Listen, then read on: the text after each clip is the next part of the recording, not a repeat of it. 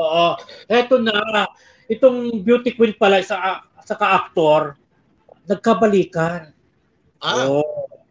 Di ba nung machismis yung actor, nung machismis siya na parang di umano may karelasyon na gay, parang ganon. Nakipag-break yung beauty queen, parang ganon, parang pinag-awayan nila yon. Pero bulag-bulagan ng beauty queen, balikan pala. Yung pala yun. Wala bang clue dyan?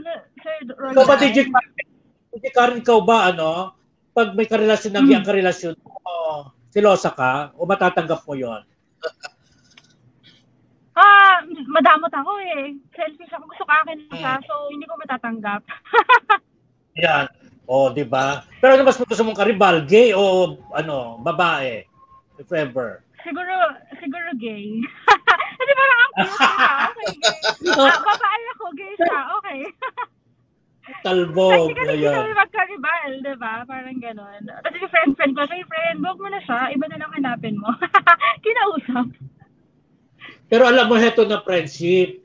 Alam mo ba, nung may makatabi raw sa picture na gay yung yung actor, nakita ng beauty queen, inaway na naman, nagselos na naman daw. Pero selos siya sa bading. Ayun. So yung mag-partner niya, parang aso't pusa pala, friendship, no?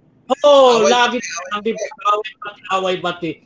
Tapos ang beauty queen, parang hindi siya beauty queen, di ba? May kwento ko noon, blind item, na inaway niya yung bading, sabi niya, hindi ka mamahalin ng lalaki kasi bading ka, parang ganon. Ay, grabe. Parang palingkera pala, no? Parang palingkera yung peg niya.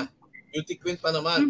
Oo, parang hindi beauty queen pag sumika parang. Kilala ko na yan, friendship program, kilala ko na.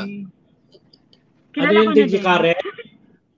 Dapat pag ganun ko, sabi niya in a nice way, lalo na 'di ba meron siyang koronang pinangahawakan. Dapat maayos pa rin siya makapag-usap, huwag yung pangpaling.